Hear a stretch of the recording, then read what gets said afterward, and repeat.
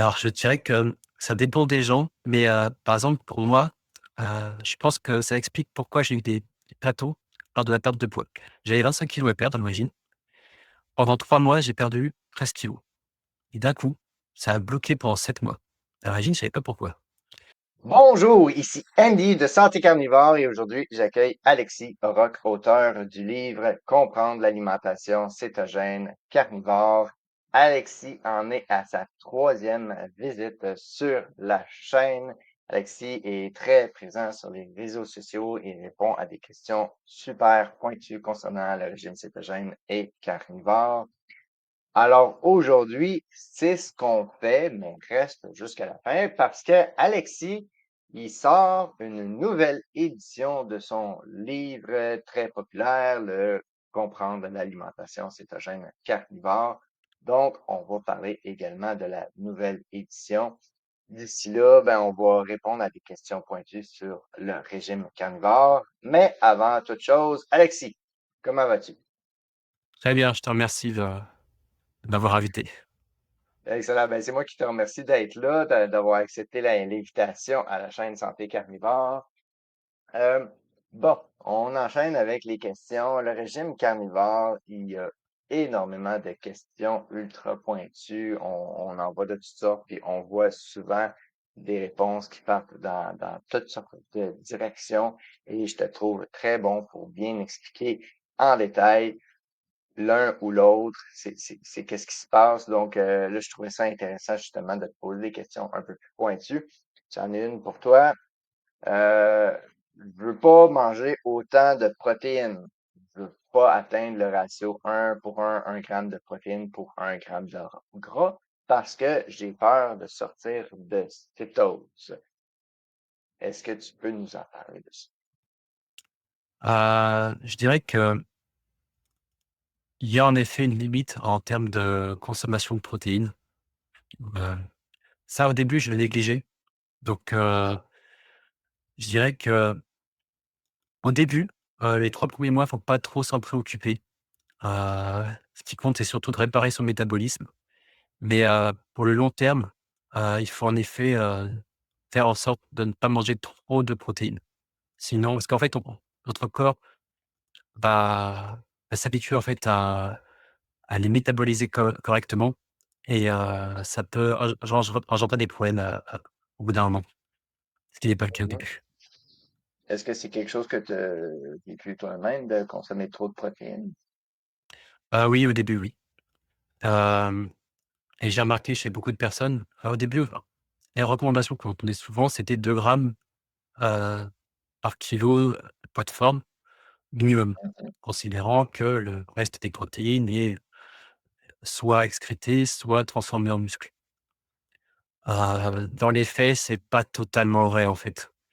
Alors certes, s'il y a un petit excès, il y aura peut-être une petite partie qui va finir dans les muscles, mais la majorité va quand même se désaminer, c'est-à-dire qu'elle va se transformer en glucose. Et ça peut entraîner finalement, un ce que j'appellerais un blocage métabolique. C'est-à-dire que, par exemple, pour les personnes qui veulent, perdre du poids, elles pourraient se mettre à ne plus arriver à perdre de poids au bout d'un mois alors qu'elles y arrivaient très bien au début. Ou même se remettre à prendre du poids. Donc il faut faire très Mhm, attention à ça. mhm. Ceci dit, la base, 1 gramme de gras pour 1 gramme de protéines, c'est quelque chose que j'applique moi-même, que de mon côté, ça fonctionne bien.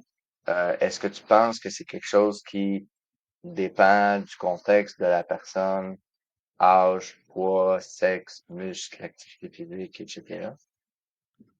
Alors tu veux dire oui, le rapport 1:1. Le rapport 1, je dirais que dans la théorie, c'est bien parce que, ça finalement, tu as un rapport cétogène. Mais le problème, c'est que beaucoup de personnes ne prennent pas en compte la déperdition de gras qu'il y a lors de la cuisson, par exemple. On a tendance à beaucoup la sous-estimer. Moi-même, je la sous-estimais et un ami médecin a fait l'expérience, il a pris une entrecôte, il a découpé des morceaux de gras, il les a pesés. Après, il a tout remis dans l'entrecôte, il a tout ficelé pour pas que ça parte.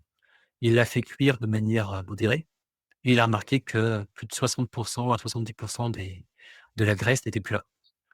Donc, Mhm, alors il y a une partie qui finit dans la poêle, bien sûr, mais il y a aussi une partie qui finit, entre guillemets, «vaporisée». C'est pour ça que souvent on met une hotte au-dessus au-dessus pour pas qu'encrasser toute la cuisine. Donc oui, le gras a tendance à partir et par exemple, si on prend un steak haché à 20, on se dit: «Tiens, on a 3 porcs en 1, on a 19 grammes à peu près de protéines et 20 grammes de gras». Mais au final, on a finalement peut-être que 5 ou 10 grammes de gras véritablement à la fin. Donc finalement, on se retrouve dans un régime hyper protéiné sans même en avoir conscience et au début, ça marche bien, mais comme je le disais, au bout d'un moment, le corps, enfin, il va se dire: «Bon, j'ai pas assez d'énergie quand même, il faut que je le trouve quelque part». Qu'est-ce qu'il va faire? Il va se dire: «Bah, j'ai des protéines, mais j'ai pas de sucre et j'ai pas de gras, donc je vais peut-être essayer de trouver de l'énergie dans les protéines» et il va peut-être transmettre davantage de protéines que nécessaire pour faire du sucre et in fine, on se retrouve finalement dans un régime glucovore de manière indirecte via les protéines et bah, ça peut engendrer des soucis parce que finalement, c'est un régime glucovore hypocalorique finalement. On est finalement dans le même cas que si on faisait un régime, de restriction. Mhm. Donc faut vraiment faire attention à ça.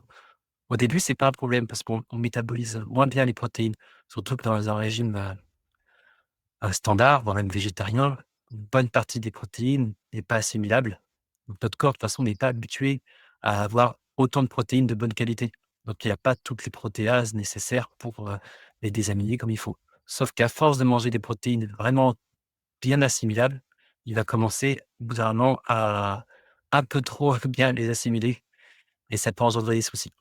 Et les recommandations de l'ANSES, par exemple, l'organisme de santé, français, de oh, je ne sais plus combien c'était, c'était entre 1,5 et 2 grammes de protéines. Le problème, c'est qu'elle ne fait pas la distinction entre les protéines végétales et les protéines animales. Donc finalement, c'est biaisé. Quand on mange des protéines animales, c'est tellement enfin, c'est des bonnes protéines qu'à terme, il faut quand même les baisser et compenser avec plus de gras. C'est ce que souvent à la fin. Mhm. Au niveau comme tu me parles du test de couper le gras, séparer puis de peser tout ça, est-ce que ton ami médecin, quand il a fait ce test-là, il a considéré la perte d'eau parce qu'il y a énormément d'eau qui se perd quand on Oui, fait cuire également. Je parce sais que pas c'est comment pas la qu'il a viande pu, elle-même qui l'a pesé, c'est le gras. Enfin, il a découpé le gras, juste puis il le a gras. pesé. Voilà, donc OK. enfin, de manière trop courte, tu vois bien les morceaux de gras, quoi. C'est pas comme un steak haché où tout est mélangé. Tu as vraiment des morceaux de Mhm. gras à certains endroits, donc il a pu les enlever, les peser et remarquer que voilà. Après, en plus, en effet, il y a des perditions d'eau, évidemment. Après, je OK, dirais que ça OK. dépend aussi du type d'aliment. Par exemple, quand tu chauffes un œuf, j'aurais tendance à dire que tu qu'il serait 100 puisque le gras est enfermé dans une couche de protéines, enfin, même dans un avec une coquille. Donc là, a priori, je pense qu'il reste tout le gras. Mais dans tout ce qui peut tout ce qui a l'air «libre» entre guillemets, il faut faire attention. Ça, je recommande, heu, de considérer qu'à peu près 50 quand c'est cuit et 100 quand c'est cru. Ouais, c'est que c'est un test intéressant à faire. Je pense qu'il va falloir que je le fasse. Pas que je te crois Tu me pas, diras. mais j'ai comme un petit doute quand même sur la quantité de gras qui est perdue. Fait que je pense que c'est un test que j'aimerais faire de mon côté aussi pour Bah, tu nous constater diras. ça. Ouais, ouais, je vais penser à un protocole de test pour faire ça parce que, en effet, c'est quand même intéressant à faire. C'est de réussir à départager aussi c'est quoi la quantité d'eau qui est perdue, la quantité de gras Il également. faudrait tester sur Euh, plusieurs ventes différentes pour voir s'il y a une différence. OK, ouais, ouais, exact. Viande hachée, steak, Et ces l'épaisseur de deux-là, la moi. viande aussi. Si tu as Ouais, une viande ouais. très fine, à mon avis, je pense que ça doit partir beaucoup plus vite. Parce que moi, quand quand je fais un steak, j'ai pas l'impression que je perds beaucoup de gras. Mais ça dépend peut-être de la quantité de cuisson aussi. C'est sûr qu'un steak bien gras que je fais cuire, je vais pas, le- je vais pas le faire cuire énormément. Je vais le manger quand même, Oui, assez voilà, ça dépend si rapidement. tu fais juste brunir le dessus et le dessous ou si tu cuis à cœur. Par exemple, typiquement, si on cuit du porc ou, par exemple, du porc, techniquement, on pense à le cuire à cœur. Là, j'aurais tendance à penser qu'il y a vraiment une grande partie qui part. Sauf si c'est, Mhm, par exemple, dans une saucisse ou peut-être là, il y aura peut-être moins de déperdition parce que le boyau aura tendance à plus retenir le gras. Mais il faut faire attention mhm. quand même. C'est vrai que le porc et le bœuf, c'est un peu différent au niveau du gras, au niveau de la composition. Si on a plus de gras polyinsaturés, possible que ça devienne liquide plus facilement que les glucosinsaturés, par exemple. C'est Euh, aussi, oui. une variable possible, oui. Une bonne question. Tu l'as abordé un peu, tu as parlé qu'avec le temps, on devenait plus efficace à absorber les protéines. Est-ce que tu peux détailler ça pour être sûr qu'on comprenne bien le Oui, concept? justement, donc, au début, en fait, on a moins de les protéases, en fait, ce sont des enzymes qui servent à digérer les protéines. Le corps, il a tendance à l'économie. Ça veut dire que s'il est habitué, par exemple, à avoir, 80 grammes, enfin, je dis, au début, donc peut-être 40, disons 60, enfin, disons 40 grammes, voilà, 40 grammes de protéines, c'est un régime standard, 40 à 60 grammes, sachant que, vous avez peut-être la moitié qui est végétale et pas forcément bien assimilable. C'est-à-dire que vous avez peut-être, allez, 30 grammes de protéines vraiment assimilables. Donc il va se dire: «Je vais optimiser les ressources, je vais créer suffisamment de protéases pour pouvoir gérer ce stock de protéines», sachant en plus que souvent on fait 3 repas par jour, donc ça se trouve, on mange peut-être de 10 grammes, 10 grammes, 10 grammes. Voilà, donc je caricature bien sûr, ça dépend des gens. Donc Mhm, il va se dire: «Bah, je vais faire en sorte de pouvoir, gérer 10 grammes, 10 grammes, 10 grammes». Sauf que quand on se met en régime carnivore et qu'on se met tout à coup à manger, 70, 80, 90, 100 grammes et cetera, et parfois vraiment d'un seul coup, en mode, bah, le corps, quand il est habitué à 10 grammes, ça fait beaucoup à gérer. Donc au début, bah, il va se dire: «Bon, OK, il y a un bon repas, heu, je vais pas forcément changer, la quantité de protéases pour une exception». Mais à force de manger, de manger, de manger autant de protéines, il va quand même réallouer ses ressources au bout d'un moment et se mettre à traiter de plus en plus les protéines. Sauf que les protéines, au début, ça peut vous servir à réparer les organes, à créer des hormones, à peut-être à faire un peu de muscle, et cetera. Mais il y a quand même une limite dès que tout est réparé. Donc, mhm, qu'est-ce qu'il va faire du reste? Bah, en biochimie, ce qu'on apprend, c'est que, bah, malheureusement, une grande partie est ce qu'on appelle des aminés. C'est-à-dire que les protéines sont cassées en acides aminés, dont certaines peuvent se transformer en glucose.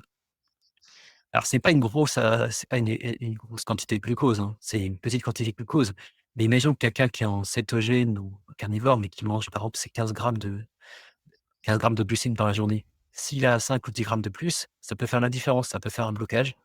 Il pense manger que 10 ou 15 grammes, alors qu'en fait, il mange peut-être le double de glucides, de manière indirecte avec les protéines. Et là, ça va créer le petit pic d'insuline. Alors c'est pas un gros pic, c'est un petit pic d'insuline, mais juste assez pour, créer un effet de seuil. Donc en fait, c'est pas linéaire, pour les protéines, je dirais que je vois ça plutôt comme un effet de seuil, qui en plus le seuil dépend des personnes, en fonction de l'âge, de la masse musculaire, ce qu'on a un homme, une femme, et cetera. Et on va dire qu'il y a certaines personnes au-delà d'1,3 g par exemple, bon, bah, ça va bloquer. D'autres, ça va être peut-être 1,2 g, d'autres 1,5 g.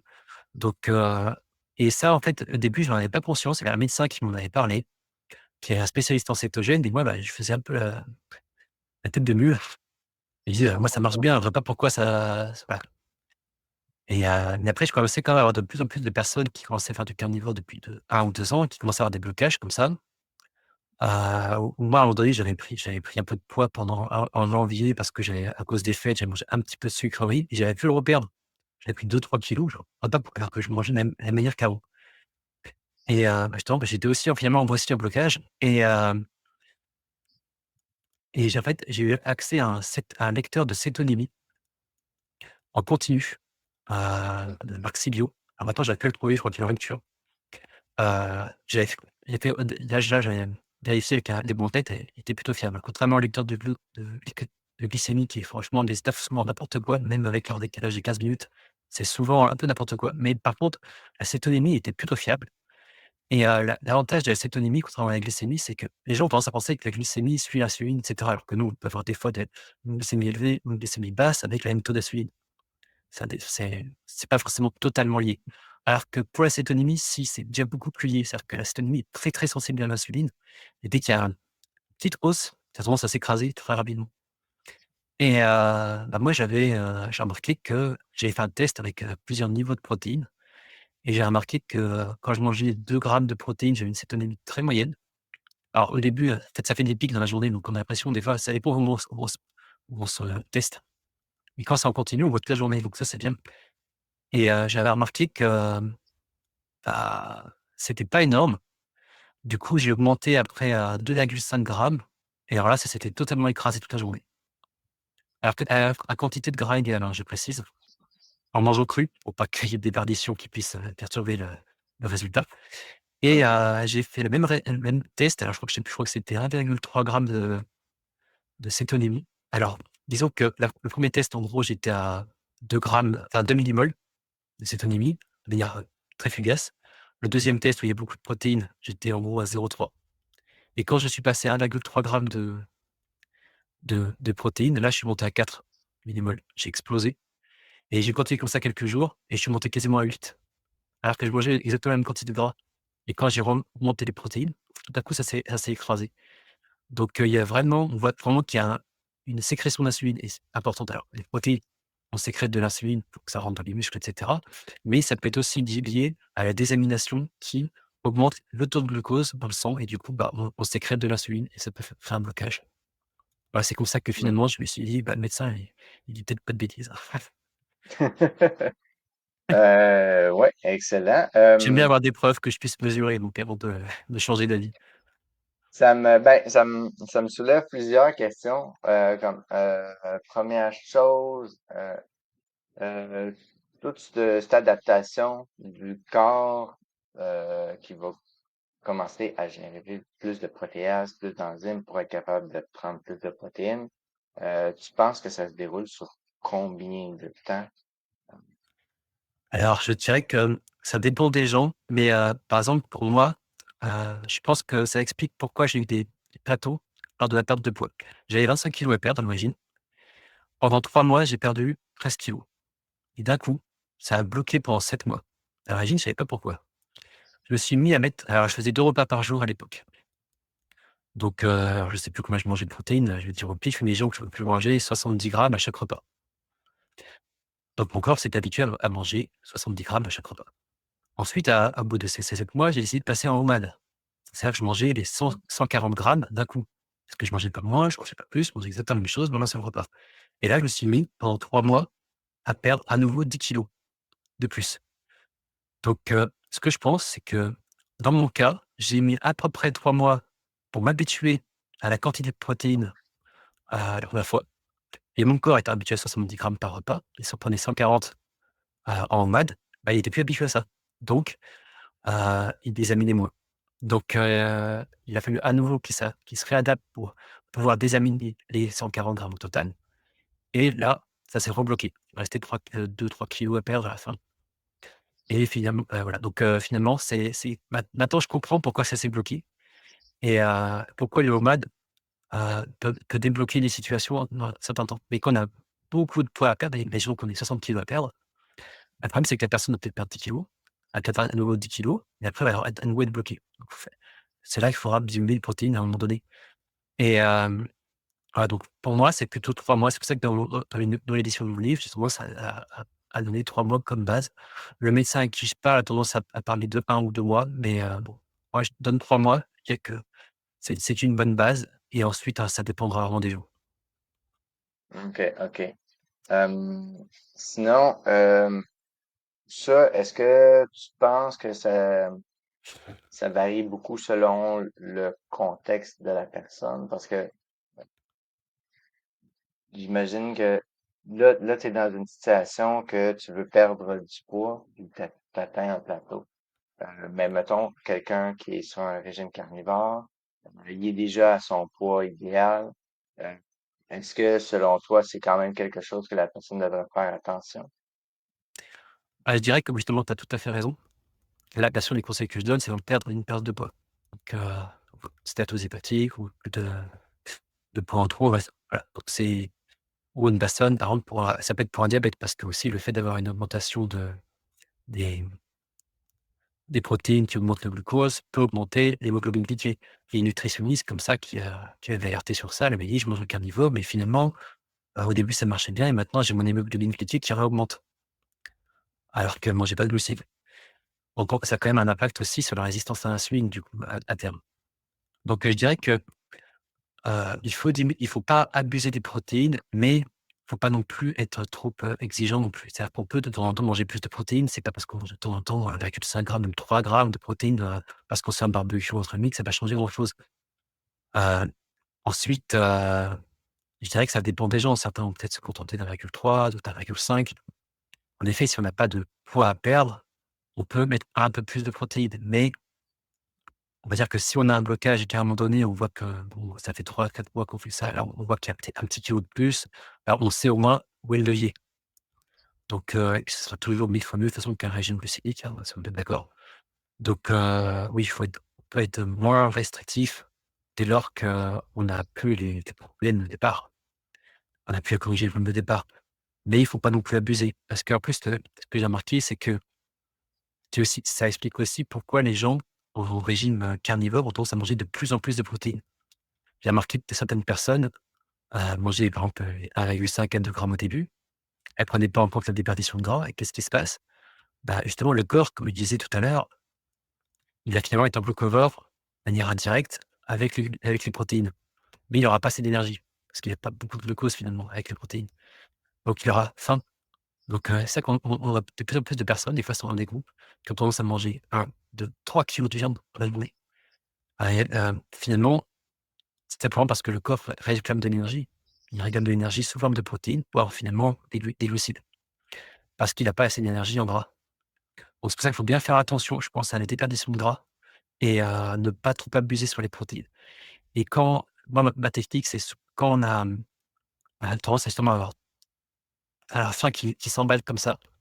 Mon conseil, c'est de faire un jeûne, par exemple, pendant 3 jours. Ça a tendance à réinitialiser la faim, j'ai remarqué. On jeûne pendant 3 jours, heu et après on se remet à manger normalement, entre guillemets, avec, modéré en protéines, mais sans en abuser. Voilà, donc ça dépend Mhm. des objectifs de chacun, tout le monde n'a pas les mêmes seuils, bien sûr. Ben, tu sais, je te donner raison pour avoir expérimenté moi-même. Si je suis devant de la viande maigre, euh, je vais avoir beaucoup plus de facilité à manger plus Mmh. que si je suis devant une viande bien grasse. Euh, donc, des fois, ça fait attention. Mais dans mon cas, je te rassure, je mange pas. Je suis vraiment pas capable de me rendre à 2, 3 kilos de viande dans ma journée. Je suis assez loin de ça. Même, c'est un commentaire qui est revenu plusieurs fois sur la chaîne YouTube. Les gens trouvent que je mange pas assez. Moi, je me Il fie à faut ma faim. faut vraiment se dire que la viande est quand même un aliment très, très riche en micronutriments et très Mm. digestible. Il suffit de regarder à la scène, il reste plus grand chose, hein, quand on mange de la viande. Donc, au début, on a du mal à digérer tout ça. Donc, ça se comprend qu'on mange plus. Mais après, faut faut se dire que c'est quand même un aliment extrêmement dense. Donc, est-ce qu'on en a besoin vraiment autant que la quantité d'aliments très pauvres qu'on mangeait avant? Avant, je sais pas combien on mangeait de pâtes, 120 grammes de pâtes, sèches, je sais plus comment ça fait longtemps que j'ai pas mangé de pâtes, donc je pourrais plus te dire les quantités, mais si tu enlèves finalement, c'était des calories entre guillemets «vides», comme je dirais. J'aime pas parler de calories, mais tu m'as compris. Des calories C'est vides. vrai que c'est très Donc là, tu volumineux des voilà. pâtes. Alors que là, tu as vraiment un aliment très riche. Par exemple, la viande, c'est un super aliment. Je crois même que tu parlais de super aliment aussi pour le bœuf. Bah, tu as tout à fait raison. C'est un super aliment. Donc, à un moment donné, on n'est pas forcément obligé d'en manger des caisses. Ouais. Puis c'est quelque chose que j'ai remarqué aussi. À mes débuts, je mangeais plus que maintenant. J'ai plus de facilité à manger beaucoup que maintenant. J'ai j'ai pas l'impression que je mange énormément. Et j'ai un autre Euh, argument aussi, c'est que beaucoup de personnes qui mangent donc beaucoup de viande comme ça, ils ont aussi comme argument: «Oui, mais ça augmente la régénération cellulaire, on guérit plus vite, et cetera». Ah oui, bah oui, augmenter, la division cellulaire, la régénération plus rapidement, mais ça veut dire quoi? Ça veut dire vieillir plus vite, en fait. Quand on regarde dans le règne animal, un ani un animal que tu nourris généralement plus a tendance à vivre moins longtemps. Moi, ce que j'aime bien, c'est l'image de la méduse. À un moment donné, je m'étais renseigné sur, la méduse Aurelia aurita qu'on moi, j'aime bien les méduses, je voulais les méduses dans l'aquarium et je m'étais renseigné. En fait, ces méduses-là, plus tu les nourris, moins elles vivent longtemps. Elles vivent 1 ou 2 mois, 3 mois. Alors que si tu les nourris peu, finalement, elles peuvent vivre 6 mois, 1 an en aquarium. Alors que ouais, je pense que c'est un peu le même principe pour à peu près tout le monde, même pour nous. On sera peut-être, pas des surhumains, mais on va peut-être guérir un peu plus vite, on va peut-être, avoir une plus grande vitalité et cetera. Mais si c'est pour vivre 20 ans de moins ou 10 ans de moins, je vois pas trop l'intérêt. Moi, ce qui m'intéresse dans le carnivore, c'est aussi la santé et la longévité. Donc, Je pense que, il faut manger ce qu'il faut de protéines, mais pas en abuser, si on veut vivre longtemps, en bonne santé. Hmm. Ouais, puis j'ajouterais à ça tout le côté jeûne. C'est quelque chose que il y en a beaucoup qui le font naturellement en étant carnivore parce qu'ils ont juste pas Mmh. faim, manger 3 repas par jour. Mais c'est quelque chose aussi qui est, si on veut pas manger trop de nourriture en tant que telle, euh, de jeûner, je pense que c'est une façon Oui, aussi ça de peut le être un faire. moyen de compenser aussi. De toute façon, je pense que dans l'histoire de l'humanité, avant qu'on ait l'agriculture et de la nourriture tout le temps, de toute manière, comme tout chasseur, il y a des périodes de jeûne, de Mm. jeûner. Donc, pour moi, ça me paraît logique de rajouter des périodes de jeûne de manière régulière de temps en temps. Ça réinitialise la faim, ça réinitialise, tellement de choses en fait. Il y a une liste trop longue. Donc, Ouais, oui, c'est une exact. très bonne Mais chose. même de manger moins de repas par jour, 1 ou 2 repas par jour, j'imagine que à la préhistoire, il devait quand même consacrer Oui, beaucoup de temps à s'occuper des enfants et à traquer les animaux pour tout à fait, oui. leur torture ou encore à essayer de faire sécher la viande pour la conserver, etc. Donc, quand tu es occupé, ça se fait beaucoup mieux de jeûner. Je, Exact. je, le je le remarque, si je travaille à l'extérieur, de faire un homemade, ça va super bien, ça fait mon affaire, j'ai pas de lunch à préparer, c'est simple, j'ai plein d'énergie. Mais si je passe ma journée à la maison, la nourriture est facilement accessible. C'est plus difficile, je trouve, de faire un homemade dans ce contexte-là. Exactement. Euh, Ceci dit, on disait que, OK, si on mange beaucoup de protéines, ça peut faire sortir de cétose ou juste à la limite être en cétose, mais comme très faiblement. Euh, Est-ce qu'on doit toujours être en cétose, à ton avis?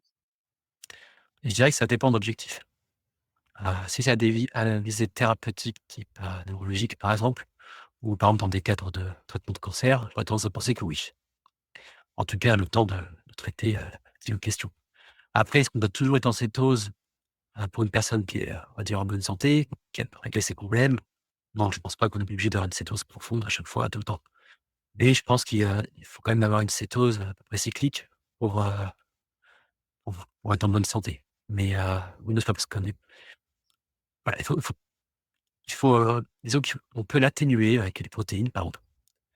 Mais, il faut pas la casser. Là, d'ailleurs, c'est la différence entre manger des protéines et plutôt manger des glucides.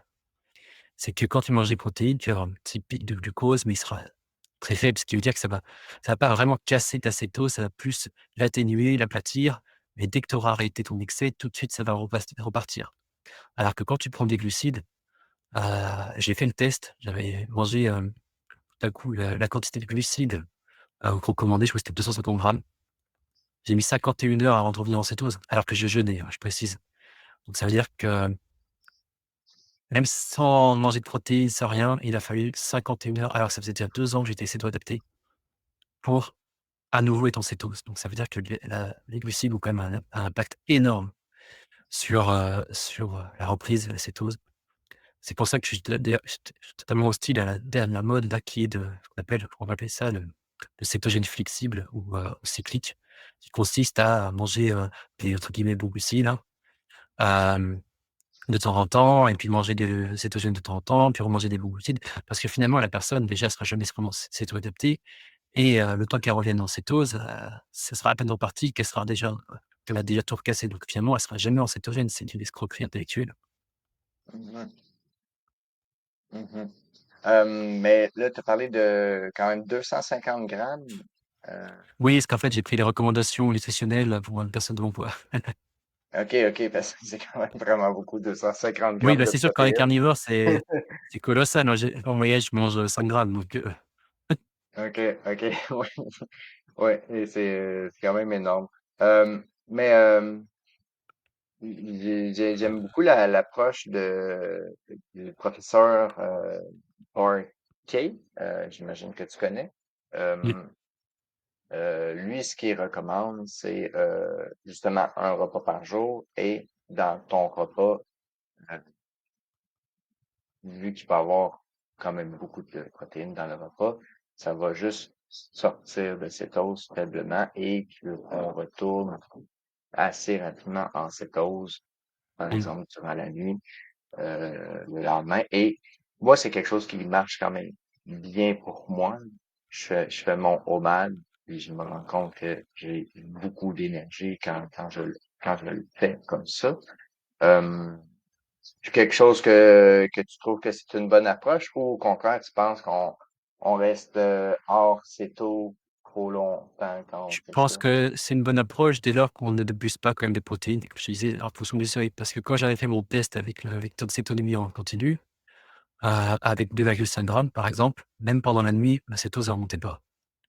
Hmm, Donc, en fait, elle montait finalement que 2 heures après le repas parce que, le corps se mettait à utiliser le gras du repas finalement. Mais globalement, il y avait pas vraiment une cétose qu'on pourrait dire, interne, vraiment, du corps lui-même. Donc, c'était vraiment une cétose d'apport. Donc, je dirais qu'il a tout à je pense qu'il a raison, mais il faut pas non plus en abuser non plus. Donc, je pense pas pour moi 1,4 grammes, c'est très bien. 1,3 peut-être. hmm, Heu, éventuellement avec de temps en temps des repas à 2 ou 2,5, mais, sur le quotidien, le plus souvent plutôt 1,4, 1,3. hmm. Pour moi, hein. Après pour une femme, ça a tendance à être plus bas. Donc, c'est ce que j'ai remarqué. Puis, pour remettre un peu de contexte, je pense que est-ce que tu as commencé à faire plus d'activité physique dernièrement? Mais de ce Non, que je pas sais, actuellement. tu Je suis très faisais occupé, j'ai pas pas de eu le temps. musculation ou quoi que ce soit. Non, Je pense que mais je c'est connais quand une même quelque personne chose à... qui faisait de la musculation que j'ai rencontrée il y a pas longtemps.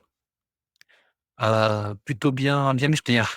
Et justement, par Mhm. curiosité, j'ai voulu savoir combien elle mangeait de protéines par jour. Donc c'est un homme, plus grand que moi en plus, de il devait faire 1,85 m, 90 et très, très sec, avec les muscles bien saillants et il mangeait que 1,2 grammes de protéines. Tu vois? Comme quoi, même OK. pour un homme qui est grand et qui est musclé, finalement, il y a pas tant besoin de ça parce que justement les protéines sont quand même de très bonne qualité avec de la viande.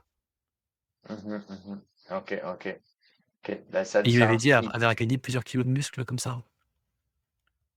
peut-être pour ajouter un petit peu de nuance aussi, comme ce que Barkey l'applique avec la quantité de protéines, c'est vraiment dans un contexte de OMAD, parce que c'est sûr que si on mange 3 repas par jour, le contexte change aussi. Si on mange beaucoup de protéines, 3 repas de sucre par jour, puis qu'à chaque fois ça te ressort de cétose, mais là, c'est sûr que au final, ça se peut que ce soit Ça arrive dangereux. aussi beaucoup, je pense, quand on est passé en mode pendant très longtemps et qu'on donné au sert de repas. On a l'habitude de manger tellement. Moi, je sais que j'ai tendance à me faire quasiment 2 OMAD donc dans la même journée donc c'est pour ça que j'essaie de me restreindre quand je sais que je dois faire 2 repas. Donc faut faire très attention à ça aussi. Moi, je varie beaucoup entre les deux. Quelques jours au MAD, quelques jours Oui, en ce moment, c'est un de peu ce que je fais repas. aussi. Et mais quand je fais mes 2 repas, j'aurais pas la même appétit, là, vraiment, vraiment pas. Là. Peut-être plus modéré.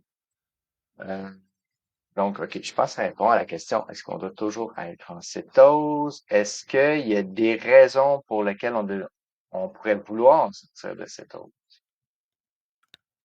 Vouloir, je suis pas sûr qu'il y ait vraiment vouloir sortir de cétose. Je pense que ça se fait naturellement en fonction de ce qu'on mange et je pense pas qu'il y ait forcément besoin de vouloir sortir de cétose.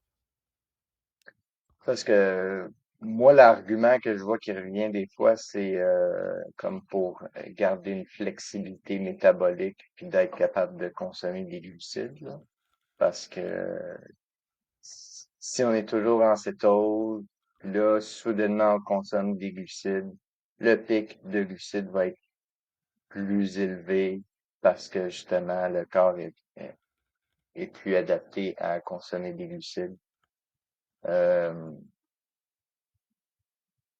OK.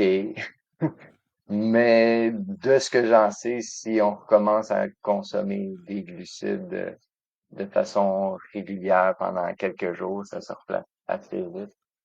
Donc, je sais pas si c'est quelque chose que t'as poussé un peu plus de ton côté. Non, mais de toute façon, je recommande de pas f jouer à ça, parce que comme je t'ai dit, en janvier dernier, mangé un peu de glucides, des sucres rapides, donc en plus, ça rend le sucré, c'est addictif, hein, et j'ai voulu manger une bûche de Noël, grosse bêtise. Et du coup, le sucre rappelle le sucre et après tu as envie de manger du sucre tout le temps. Et en Ouais. plus, comme tu continues à manger en plus en carnivore, il faut savoir que protéines plus, glucides en même temps, ça crée une explosion de l'insuline, vraiment phénoménale, plus que si tu mangeais que du sucre finalement. Et ce qui se met finalement, tu te mets à capter, surtout que tu as tendance à prendre du poids, tu te mets à capter, déjà tu te mets à générer du gras via les glucides. Mais aussi le gras que tu mangeras dans ton régime carnivore, ça reste des triglycérides. Et si tu as enclenché la clé, on, pour, les adipocytes, elles vont aussi se mettre à capter aussi le gras que tu as mangé. Donc le gras en lui-même fait pas grossir, mais si tu as un haut niveau d'insuline, le gras que tu as mangé pourra aussi être capté. Donc finalement, j'ai pris 4 kilogrammes en 3 semaines, hein, tu vois? C'est juste Mhm. colossal. Donc et puis ouais, la rechute est très facile quand même, donc après c'est finalement en jeûnant que j'ai coupé en fait cette envie de sucre. Comme je dis toujours, un junkie reste un junkie, même si ça faisait 2 ans que j'avais pas mangé de sucre. Le fait de me remettre à manger du sucre, bah, genre c'est pas alcoolique, hein, je veux dire, faut pas lui donner une bière, hein, puis après il t'en demande 10, hein. Ah, je suis pareil, si je mange un peu de sucre, Ouais, je pense que ouais. le lendemain à même heure, là, ouh, faut que je mange du sucre. Ouais, vraiment, pareil, pareil. Euh, si j'ai vu cette question-là, je la trouve un peu drôle. Euh, si les protéines sont converties en glucose quand on mange trop de protéines, pourquoi ne pas manger directement des glucides? Bah, finalement la raison que j'avais donnée tout à l'heure, c'est que la le trop plein de glucose dû aux protéines aura un effet moindre que, enfin, tu vois, il va atténuer la cétonémie, mais, finalement, tu ne seras pas totalement glucovore non plus. Tu seras un entre 2, ce qui fait que dès que tu arrêteras des bêtises, bah, ça va vite revenir à la normale. Alors que dès que tu manges des glucides, là, tu switches, il y a un switch métabolique. Donc, tu te mets vraiment à fonctionner différemment et il faut du temps pour parce que le corps passe très vite, sur la gestion des glucides parce que c'est toxique, donc il va vite le traiter. Par contre, revenir à un régime, normal de je considère que c'est un régime normal, cétogène. Revenir au régime normal, là, ça prend du temps parce que le corps va prendre du temps, il va se dire: «Ah, est-ce qu'il y a pas encore des glucides qui va venir? Non, non, j'attends encore un petit peu pour être sûr. Bon, dans ces cas-là, je redémarre la cétose». Puis ensuite, après, il faut redémarrer la cétolyse, que la cétose, c'est la production de cétone. Mais aussi, il faut que ces cétones soient consommées, donc ce qu'on appelle la cétolyse au niveau des mitochondries. Donc il y a tout un cheminement qui doit se refaire et donc les glucides sont vraiment un gros perturbateur parce qu'en plus, quand on mange, c'est pas 5 grammes généralement, c'est pas 5 ou 10 grammes. Quand tu manges, ton gâteau ou si tu prends ton verre de Coca-Cola, c'est une explosion de glucides. Alors que les protéines, tu auras plus de glucides, OK, mais déjà, elles seront moindres, mais en plus, elles seront fabriquées au petit à petit. Donc ça sera géré quand même un peu mieux. Donc ouais, les glucides, c'est vraiment, très, très fourbe et en plus, les glucides, ça s'appelle les glucides, donc ça en vouloir plus. Ouais. J'ajouterais aussi que les protéines demandent plus d'énergie à digérer et ensuite à convertir en glucides. Donc, Mmh. souvent, on calcule que ok, les glucides, c'est 4 grammes de calories, puis les protéines, c'est 4 grammes de calories, mais en réalité, c'est plus complexe que ça Oui, dans ça a le rien à corps voir. humain. Parce que les Puis, calories, c'est juste on a pris des protéines, on a pris des glucides, on a pris du gras, on les a fait chauffer et on a dit combien de d'énergie il faut pour faire augmenter la dose de grains et une quantité d'eau. Sauf que le corps, il ne fonctionne pas comme ça. Il a tout un processus biochimique pour, décortiquer les protéines, l'acide aminé, transformer en glucose et cetera. Et pareil ensuite pour l'utiliser avec le cycle de Krebs donc, il y a énormément d'étapes et en fonction du nombre d'étapes, bah, certaines, Les protéines vont prendre plus de temps, parce que les protéines vont pas être assimilées pareil, ils ont pas toutes les mêmes acides aminés, et cetera. Pareil pour les glucides, c'est pas tous exactement les mêmes. Certains, il y a des fructoses qui sont pas exactement utilisés de la même manière que le glucose ou le galactose, et cetera. Donc, on peut pas les calories pour moi, c'est une grosse bêtise. Ça sert absolument à rien. Mmh. Ça sert juste à faire croire aux gens que les glucides, ça a moins d'impact que le gras, en fait. Parce qu'il y a moins de calories, alors qu'en fait, ça a rien à voir. Des chaudières. En effet. En effet, c'est malheureux pour ça parce que en effet, ça paraît bien 4 calories versus 9 calories pour le gras. Donc, si on se dit, ah, mais on veut couper, mais que, ben, c'est plus évident de couper le gras. Euh, je sais que tu as fait beaucoup de OMAD, donc One Meal a Day pour ceux qui savent pas, donc un repas par jour. Est-ce que tu fais encore ça? Il y a aussi une controverse autour de faire un seul repas par jour. Il y a des gens qui pensent que c'est vraiment pas bon pour la santé. Quelle est ta position sur le sujet? Alors moi, honnêtement, la plupart du temps, je suis en MAD, tout simplement parce que c'est beaucoup plus pratique, il faut l'avouer. Tu as 7 repas par semaine ou tu as des questions que tu veux faire pour 4 sur 14 repas. Généralement, on varie un petit peu quand même, donc ouais, 16 repas, c'est quand même plus simple. Ensuite, finalement, on a plus de temps aussi parce qu'on fait la cuisine qu'une seule fois dans la journée et on a moins de vaisselle, c'est assez important. Hem Et puis, moi qui étais justement, comme beaucoup de personnes qui avaient des problèmes de poids, heu, même des personnes qui en ont pas d'ailleurs, le fait de manger un glucidique, finalement, on devient esclave de sa faim. On a tout le temps faim et finalement, le fait de passer en carnivore, déjà, ça calme énormément la faim. On a plus ces troubles de comportement alimentaire et en plus, en passant en MAD, alors là, on devient vraiment maître parce qu'on se décide, il y a qu'un seul moment de la journée et le reste de la journée, finalement, je suis tranquille. Je ne pense même pas à manger. Donc, je trouve que c'est une libération pour l'esprit, heu, qui est franchement, dès qu'on a vraiment testé ça pendant longtemps, c'est difficile de revenir en arrière, je trouve. Et au niveau de la santé, honnêtement, j'ai pas vu de différence. Euh, j'ai l'impression que pour ceux que ça marche pas, j'ai toujours l'impression il y a quelque chose qui cloche dans leur pommade, dans leur façon de l'approcher. Peut-être qu'ils mangent pas assez, peut-être qu'ils mangent pas assez de gras, peut-être qu'ils mangent pas assez de protéines aussi. Ou peut-être trop de protéines Euh, aussi, ça arrive souvent. ouais, ben, en fait, j'aurais tendance à penser que c'est juste pas manger assez tout court, pour ceux qui font OMAD et que ça fonctionne pas. Puis, c'est pas parce qu'on fait OMAD qu'on est obligé de toujours faire ça, là. Oui, C'est oui, moi, pas, des fois, ça m'arrive de faire un MAD 5 fois dans la semaine et de manger 2 repas par jour, en dehors, hein. Donc, par exemple, quand je suis au bureau, des fois, quand tu manges avec des collègues ou avec des amis, bah, tu manges à midi un petit peu et tu vas pas entre guillemets «t'empiffrer», manger une énorme dose à midi et mm, manger à bateau coude. Et en plus, souvent, quand je suis en déplacement, qu'est-ce qu'on mange souvent? Qu'est-ce qui est facile à acheter? C'est souvent de la charcuterie, du fromage, et cetera. Donc c'est pas forcément la meilleure des carnivores. Je préfère en manger moins et manger du steak haché de bonne qualité le soir. Donc ce qui fait que je trouve ça saccage. Du coup, j'ai fait la moitié de mon repas en dirty carnivore, on va dire, et l'autre moitié en carnivore, de bonne qualité.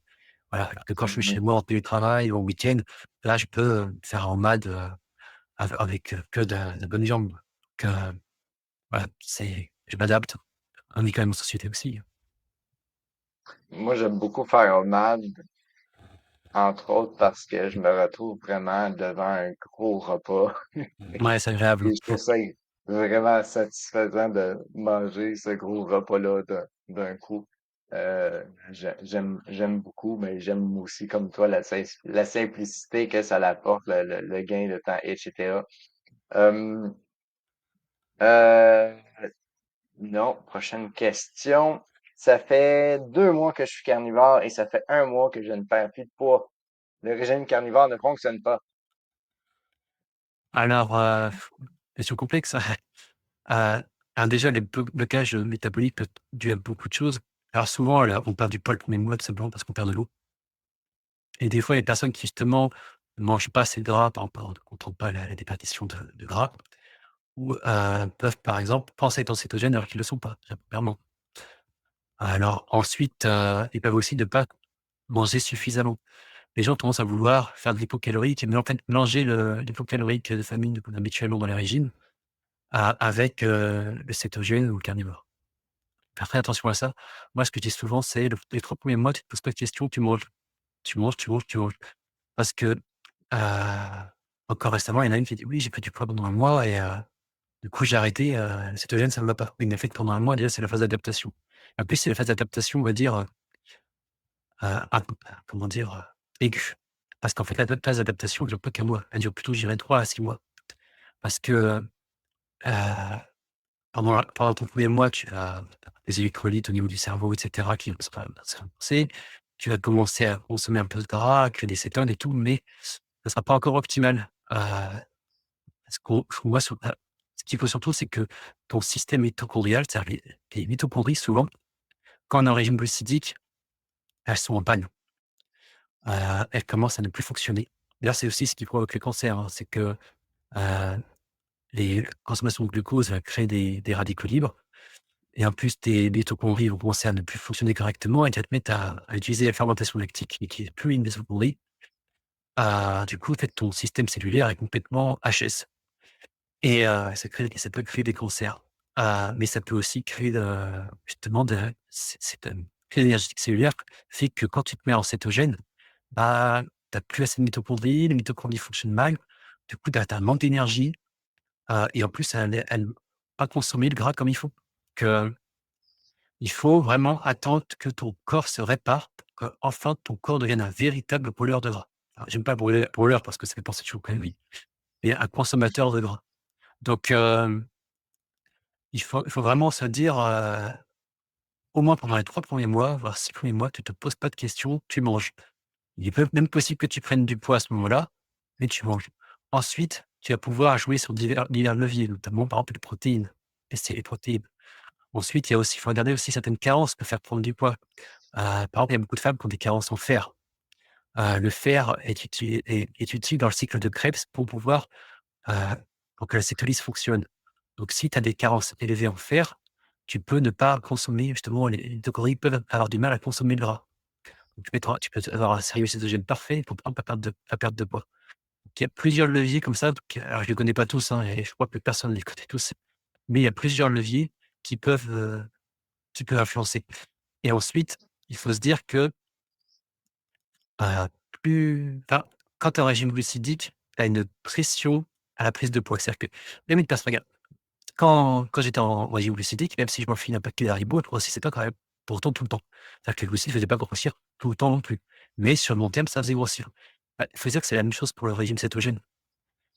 Déjà le régime cétogène en lui-même ne fait pas maigrir. C'est un, c'est une base nécessaire pour que les autres leviers fonctionnent et faire maigrir au début parce que tu vas arrêter les glucides, mais il va pas te faire perdre tout le poids non plus, surtout si tu en as beaucoup. Mais, il faut se dire que tu vas créer une pression vers la baisse. C'est-à-dire que tu baisseras pas tout le temps, mais ça baissera petit à petit. Tu as pris peut-être 10, 20, 30 ans à prendre du poids. Pourquoi tu perdrais tout ton poids en 2 mois? Il faut se dire que ça prendra peut-être du temps, ça prendra peut-être 1, 2, 3, 4 ans, mais tu perdras ton poids. Mais surtout, tu le perdras définitivement. Donc pas perdre espoir. Faut vraiment et pour ceux qui voient ça comme un régime, oui, ça peut être vite, démoralisant. Et moi, ce que je conseille à ces personnes, c'est de faire ce que j'ai fait, c'est-à-dire se renseigner, se renseigner. Regarder les conférences médicales. Il y en a beaucoup, par exemple, sur YouTube, hein. Alors, elles sont souvent en anglais, mais il y a on peut facilement les faire traduire en français, avec les sous-titres automatiques de YouTube et avoir accès à pas mal d'informations. Et dès qu'on a compris comment tout ça fonctionne, ben, on se dit que si ça fonctionne comme ça, tôt ou tard, ça fonctionnera pour moi. Ça prendra peut-être du temps, mais ça fonctionnera pour moi. Ma mère aussi, elle prend plus de temps à perdre du poids, mais finalement, elle en perd quand même. Donc ce qu'elle, par contre, elle partait avec 60 kilogrammes de poids à perdre. Maintenant, elle est, je crois, à moins 35 kilogrammes, un truc comme ça, en 2 ans. Alors oui, c'est pareil. Certains voudraient peut-être perdre tout en 2 ans, mais non, il reste encore peut-être encore 30 kilogrammes, mais en plus la silhouette est pas la même. À poids identique, on n'a pas du tout la même silhouette, hein, et sa santé est pas du tout la même. Donc oui, des fois, on perd pas de poids, mais je pense aussi ce qu'il faut faire, c'est se mesurer. Parce que moi, ça m'est déjà arrivé, par exemple, pour certains plateaux dont je t'ai parlé. Je perdais pas de poids pendant cette mois, par exemple, mais j'ai perdu, 4 centimètres de tour de taille. Ça, on le voit pas sur la balance parce que le corps se change. Le corps va changer des graisses blanches en graisses brunes, augmenter son métabolisme, qui sont des bonnes graisses, hein, je rappelle, les graisses brunes. C'est des graisses riches en mitochondries, donc ça augmente le métabolisme. Il va peut-être créer un peu plus de muscles aussi. Certains organes vont peut-être aussi prendre du volume. Par exemple, il y en a beaucoup qui pensent que les carnivores peuvent les minéraux parce que des fois, les gras peuvent prendre du volume. Ils prennent du volume simplement parce qu'ils traitent plus de protéines, c'est normal. Un peu comme un sportif peut avoir son cœur qui prend un peu plus de volume parce qu'il traite plus d'oxygène, plus de volume de sang, et cetera. C'est tout à fait normal. Donc ça aussi, ça prend un peu de poids forcément. Il y a plusieurs organes qui peuvent actuellement prendre un peu de poids. Donc faut pas regarder que le poids. Faut vraiment moi, ce que je conseille, c'est de prendre ces mesures et les cuisses, le tour de taille, le tour de poitrine, le tour ça s'appelle le tour de nombril aussi et vous regardez, Mhm. comment ça évolue et à poids identique, c'est vraiment différent et vraiment différent par rapport aussi à un régime hypocalorique. Quand vous perdez 20 kilogrammes au régime hypocalorique, bah, vous êtes souvent plus gras qu'une personne qui perd 20 kilogrammes au régime carnivore. C'est pas du tout la mê vous êtes pas du tout fait pareil. Souvent, vous avez pas de différence en plus au niveau des Ouais, ouais, la personne qui est en régime hypocalorique va perdre du muscle en plus de perdre du gras. exactement. Et ce qui est rarement le cas en régime carnivore cétogène. Ça fait déjà 50 minutes qu'on parle. J'avais encore d'autres petites questions, mais j'ai promis qu'on parlerait de ton nouveau livre. Donc, au pire, si on a encore un peu de temps à la fin, on y reviendra.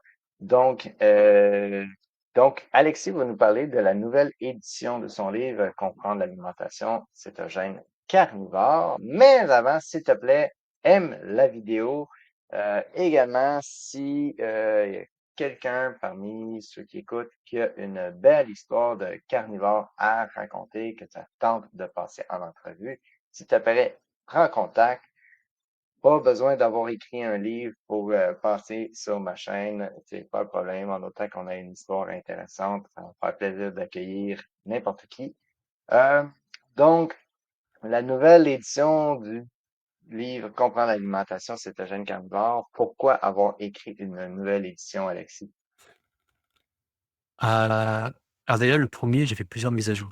Pour ceux qui m'ont déjà acheté, il suffit d'ouvrir la première page et il y a vraiment qui est écrit version 1, 2, 3, 4, 5. Et ça, elle va jusqu'à 9. Donc je faisais plusieurs petites mises à jour au fur et à mesure que la connaissance avançait. Mais je me suis dit: «Le jour où je fais une deuxième édition, il faudra qu'il y ait une grosse, grosse mise à jour, que bon, les personnes qui décident de le racheter se disent pas: "Non, rajouter 10 pages, c'est un peu du web, quoi"».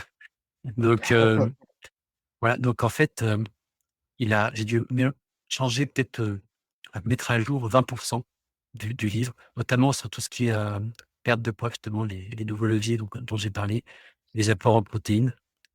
Heu, Après avoir longuement discuté avec, parce que ce qui était bien avec le premier livre, c'est que finalement j'ai rencontré plusieurs médecins cétogènes qui l'avaient acheté et qui le recommandent aussi à leurs patients et qui du coup on a discuté de de leur retour clinique, de ce qu'ils ont testé sur eux-mêmes, de ce que j'ai testé sur moi et ça permettait de finalement avancer. J'ai Ça m'a permis d'évoluer sur certains aspects. Alors les 99 du livre, c'est globalement le même, hein, mais sur certains points de détail, des fois, il suffit qu'il y ait une petite nuance qui peut tout changer parfois pour certaines personnes. Donc j'ai remis à jour tout ce qui était, partie sur les protéines et j'en ai profité pour, faire quelques petites corrections par-ci par-là, rajouter quelques détails par-ci par-là, un peu partout dans le livre en fait.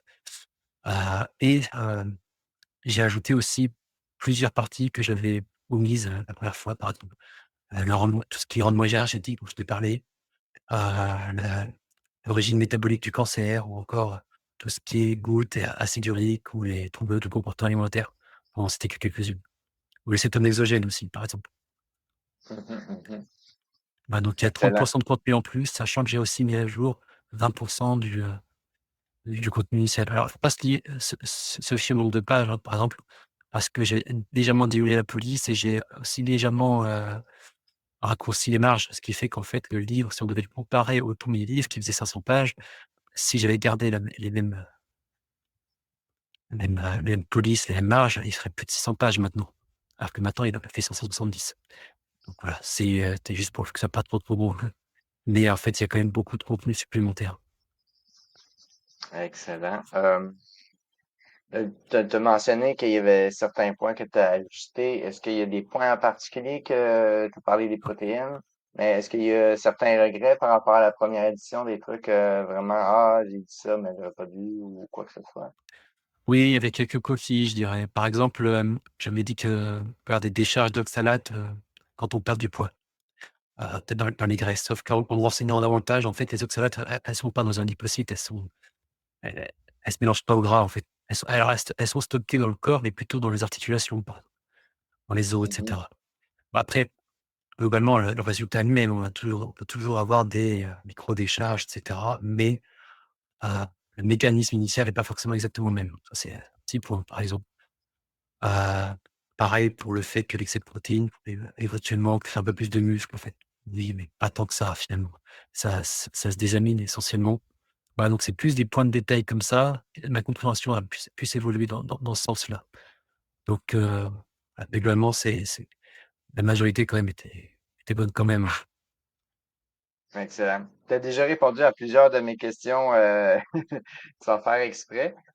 Donc, j'en sors quelques-unes. Question un peu difficile.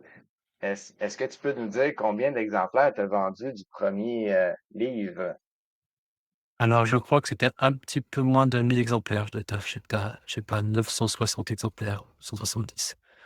Donc, bon, c'est pas énorme, c'est pas un best-seller, mais je me dis que derrière, il a peut-être été prêté à deux trois personnes dans la famille, à des amis. Donc ça a peut-être, aidé, peut-être, parmi quelques personnes. Là, je trouve ça plutôt, sympa. C'était l'objectif du livre, donc, moi, c'est surtout ça qui m'intéresse. Donc, voilà, essentiellement en français, essentiellement en France. Il y a quand même pas mal de Canadiens, mais beaucoup moins que des Français, beaucoup moins de Français que des Français, et étonnamment aussi pas mal en Allemagne aussi. Je pense que les Allemands sont aussi pas mal avancés en tout ce qui est cétogène et thermivore. Contrairement à l'Italie ou l'Espagne qui par je pense qu'ils sont très en retard sur ce sujet. Ils voient pas les choses de la même C'est manière. vrai que ton livre, tu l'as fait traduire en plusieurs langues Oui, aussi. Euh, donc, justement, dans toutes tes traductions, la, je n'avais pas conscience que tu l'avais fait en allemand aussi, là, mais oui, je l'ai fait est-ce que en allemand aussi. donc l'allemand Ouais, s'est bien vendu? oui, oui, c'est bien vendu. C'est quasiment pas vendu en Espagne, Italie et en anglais. Bien sûr qu'en anglais, c'est tellement saturé par des médecins. Mais le problème, c'est qu'en France, on n'a pas vraiment de médecins qui parlent de ça, que c'est un peu triste d'ailleurs. Heu et en Allemagne, je ne pense pas qu'il y en ait beaucoup non plus, donc, alors que ils sont quand même, très, très avancés. Quand on va sur des groupes, sur les réseaux sociaux, sur des groupes allemands, ils pensent carrément comme des groupes français, hein, donc, ou anglo-saxons. Alors que quand je suis allé sur des groupes, par exemple, italiens, j'étais un peu choqué quand même de ce qui se racontait sur le septuagint italien. Parce que pour eux, le septuagint, c'est uniquement curatif, ça doit être uniquement cyclique et en plus, ça doit être hypocalorique, donc, partout où j'ai vu ça, donc, c'est vraiment, Mhm, ils ont vraiment pas une vision, et finalement, ils ont la vision de certains bouquins qui sont sortis récemment en France, qui ont tendance à travestir le cétogène, de dire finalement, on peut faire du cétogène sans cétogène. Donc, c'est faut faire très attention à ça parce que finalement, c'est un moyen finalement d'étouffer, le cétogène alors même que, ça pourrait aider du monde. Finalement, arriver finalement à transformer le cétogène en régime standard. Faut vraiment faire gaffe à ça. mhm. Ouais, ouais. D'ailleurs, si on achète beaucoup de produits transformés cétogènes, faire très attention. C'est honnêtement, j'ai quasiment pas vu de vrais produits cétogènes, industriels. Quand je regarde à chaque fois qu'ils mettent cétogène, en fait, ils choisissent cétogène parce qu'il y a un petit peu moins de glucides, un peu plus de gras. Par exemple, vous prenez du pain cétogène, j'ai regardé des pains qui étaient keto, c'est une catastrophe, hein. Dedans, il y a du blé, de l'orge, du maïs, enfin, je veux dire, finalement, il y a toutes des cochonneries qu'on n'est pas censé manger en cétogène, mais parce que ça peut être transformé d'une certaine manière, ils ont pris certaines farines par rapport à d'autres, et cetera.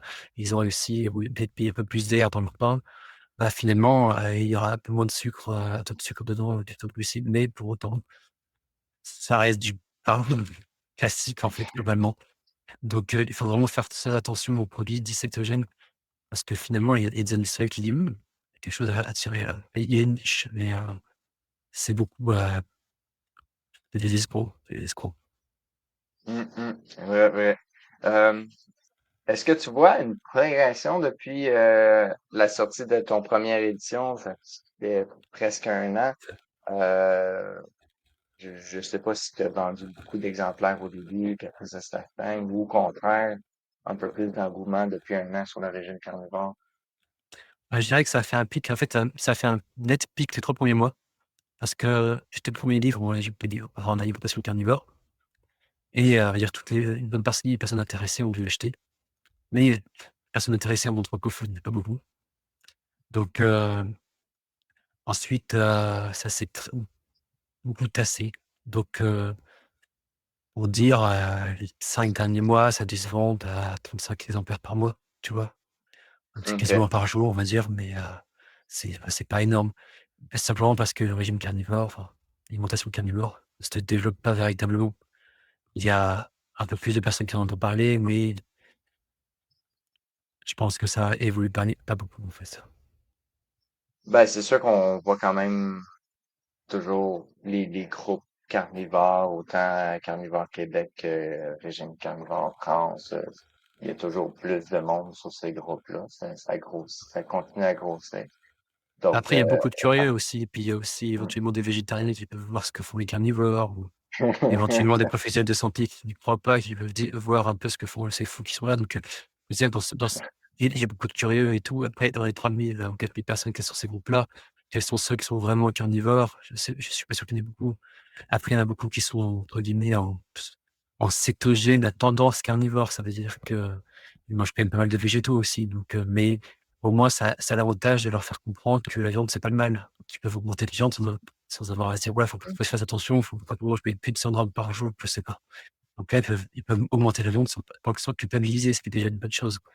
Donc, voilà, donc, mais finalement, quand je regarde le nombre de personnes qui intervient, j'ai pas l'impression qu'il y ait une nette augmentation. OK, OK. Ah. Ben, c'est vrai que au niveau de l'activité, je suis plus actif sur Carnivore Québec. Là, c'est sûr, l'été, j'étais moins actif en été, mais euh, c'est vrai que c'est souvent les mêmes qui interviennent. Euh, Sinon, est-ce qu'il y a des études scientifiques récentes que tu as vu passer que tu aimerais mentionner un peu avec nous? C'est Il sûr, y en il a y en a toujours, il y en a mais eu quelques-unes, mais si une qui m'a particulièrement marqué, c'est, alors je pourrais pas donner la référence, ouais, faudrait que je te la redonne plus tard. Hem, C'était une de 2024 sur une hormone qui s'appelle, la FGF, 21. Donc, justement, ça en lien avec les protéines. En fait, il y a une mode, récente aux États-Unis, c'est le régime sucré. Je sais pas si tu as entendu parler? oui, oui, Ouais, c'est une catastrophe, hein. Donc, les pratiquants, se mettent à manger que du sucre, genre des bonbons, des fruits, du miel, et cetera, et ils perdent du poids. Alors, on peut se dire c'est contre-intuitif, mais, finalement, ça rejoint l'idée, que les protéines ont aussi un impact. Hem Et cet impact, c'est lié notamment à une hormone qui s'appelle, c'est une hormone protéique d'ailleurs, la FGF, alors je sais pas si on dit le ou la FGF 21.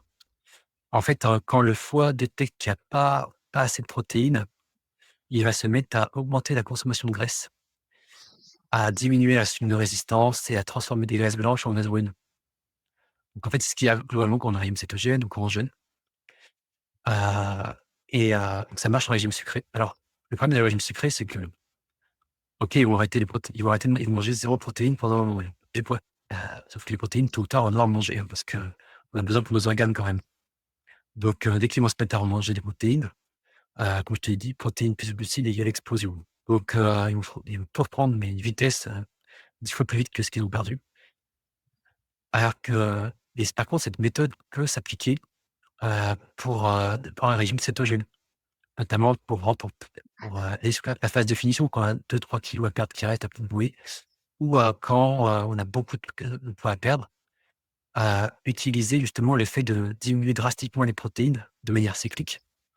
On peut se faire justement des jeûnes gras, par exemple manger c'est beaucoup du gras, mais mhm, sans limite, hein. Tu manges du gras sans limite, beaucoup de sucre, et tu diminues les protéines, voire à zéro, et tu fais ça de manière cyclique. Alors, pour manger un peu de manière normale, et cetera. L'avantage, c'est que, un, tu vas vraiment booster ton métabolisme et perdre, le poids qui avait vraiment tendance à pas vouloir partir. Et contrairement au régime sucré, tu vas pas te détruire ta santé, à voir parce que le sucre, ça fait des cancers, maladies cardiovasculaires, maladies neurologiques et cetera. Donc ça, déjà, tu auras pas ça, hein, contrairement à ceux qui pratiquent le régime sucré. Mais en plus, dès que tu vas te remettre à manger des protéines normalement, enfin, vraiment pour un régime carnivore, et ben, tu vas conserver ton poids. Tu vas pas Ça va pas exploser comme, ce qui se passe en régime sucré. Donc finalement, moi, j'ai toujours une comme, vision de la longévité en bonne santé. Donc, perdre du poids, OK, mais toujours de manière durable en évitant toutes les maladies métaboliques. Donc, voilà, donc, c'est un levier supplémentaire que je trouve que qui est pas mal et qui explique aussi une chose que je ne comprenais pas. Dès qu'on comprend comment fonctionne l'insuline, que ça stocke le gras et tout, mais pourquoi dans ces cas-là, par exemple, les végétariens qui se gavent des fois de de glucides ne prennent pas de poids, des fois, sont même maigres. Finalement, ça quand à la lumière de ce genre d'études, on comprend finalement. Parce que les végétariens, ils mangent beaucoup de protéines non assimilables dont je t'ai parlé. Donc finalement, ils ont un régime extrêmement pauvre en protéines assimilables. Alors c'est Mhm. limite proche de zéro. Par exemple, dans le blé, il n'y a que 20 des protéines qui sont assimilables et en plus ça il n'y a pas toutes les acides aminés et cetera. Finalement, ils sont en carence de en protéines constant et en effet, ça peut expliquer pourquoi ils perdent beaucoup de poids. Mais, c'est pas dans leur cas, c'est franchement pas la plus bonne chose parce que c'est sur le long terme et ça peut créer beaucoup de problèmes de santé. Ça explique aussi peut-être aussi dans certains pays qui mangent beaucoup de riz, par exemple, heu, mais pas forcément beaucoup de viande. Pourquoi ils sont très maigres? Finalement, c'est parce qu'en fait, ils mangent pas assez de protéines. Ils sont très maigres à cause de ça. Donc, moi j'appelle ça dans mon livre, alors ça c'est un peu provocateur, l'hormone de la maigreur. C'est pas que l'hormone de la maigreur, elle a aussi beaucoup d'effets positifs, hein. Mais quand on l'utilise à des fins curatives, de manière cyclique, ça peut avoir un intérêt. Par contre, si on l'utilise de manière, sur le long terme, là, je pense que ça peut être très dangereux. Faire très attention à ça. Donc, voilà, donc ça, tu vois, c'est vraiment une étude qui m'a marqué. Donc, donc, voilà. J'ai vu passer cette étude-là aussi. J'ai trouvé ça super intéressant parce que ça venait en quelque sorte aussi expliquer pourquoi qu'un jeûne gras, ça fonctionne. Parce que je le savais que certaines personnes faisaient ça, les jeûnes gras. Puis j'avais l'impression que ça fonctionnait parce que d'un côté, oui, c'est sûr que tu es dans cétose profonde, mais aussi que en mangeant juste du gras, ça peut être difficile de consommer suffisamment de gras pour avoir vraiment son apport complet quotidien en nutriments, en énergie. Donc, je me dis, ah, c'est peut-être juste parce que, OK, ils font le jeûne gras, ils sont en cétose, mais en même temps, c'est un peu hypocalorique. Euh, mais non, ça vient vraiment comme mettre un doigt là-dessus que effectivement, si on coupe les protéines, dans le fond, c'est un jeûne de protéines, on coupe les protéines, C'est ça. peu importe la façon, ça fonctionne. Même si on jeûne trop, qu'on mange rien, ça revient aussi un petit peu au même. Donc, j'ai trouvé ça vraiment intéressant. Puis c'est peut-être quelque chose que je serais curieux d'expérimenter moi-même. Pas parce que j'ai du poids à perdre, mais je Je voudrais l'ai expérimenté voir ce que récemment, ça justement. Je l'ai fait. expérimenté la semaine dernière. Ah oui? Et puis? Ouais, j'ai mangé beaucoup gras, puis je mangeais quasiment que du beurre ou des œufs à moelle et alors j'avais plus vraiment de poids à perdre, donc j'avais peut-être 1 ou 2 kilogrammes en trop et justement, j'ai perdu 2 kilogrammes en une semaine. C'est énorme. OK. Alors que justement, c'est le la petite bouée qui veut pas partir, tu vois? C'est que en détente, quoi et tu vois qu'elle dégonfle. J'ai perdu 3 centimètres de tour de taille aussi. Donc alors que franchement, j'étais déjà bien, quoi. Donc c'est là que ça que j'appelais ça l'hormone de la meilleure parce que si on en abuse, je pense qu'on peut vraiment sécher énormément.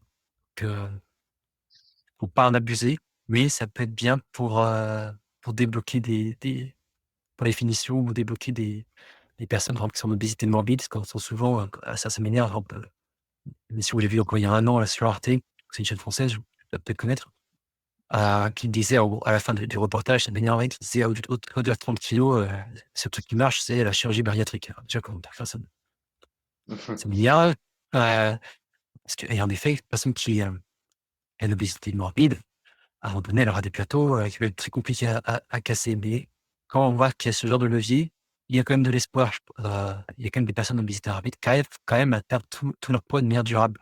Donc non, la chirurgie bariatrique, c'est non seulement pas nécessaire, mais j'aimerais que ça ait été totalement parce qu'on mutile un organe quand même, un organe vital qui reviendra pas. Donc moi, c'est que la mutilation, à mon avis, dans quelques décennies, ce sera vu comme une véritable mutilation et je pense qu'on a vraiment honte. On aura vraiment honte de ce qu'on a fait à certaines personnes. En effet, je suis ton avis là-dessus, j'approuve pas ça. Sinon, pour peut-être en finir là, sur le régime sucré, moi, ce qui fait aussi que j'aime pas ça, c'est que manger beaucoup de sucre, ça fait de la glycation dans le corps humain. Euh, donc, Faire des fruits. c'est nocif pour le corps humain. Et les bonbons, ben, ça contient très peu de nutriments autres que le sucre. Il y a aucun nutriment essentiel là-dedans.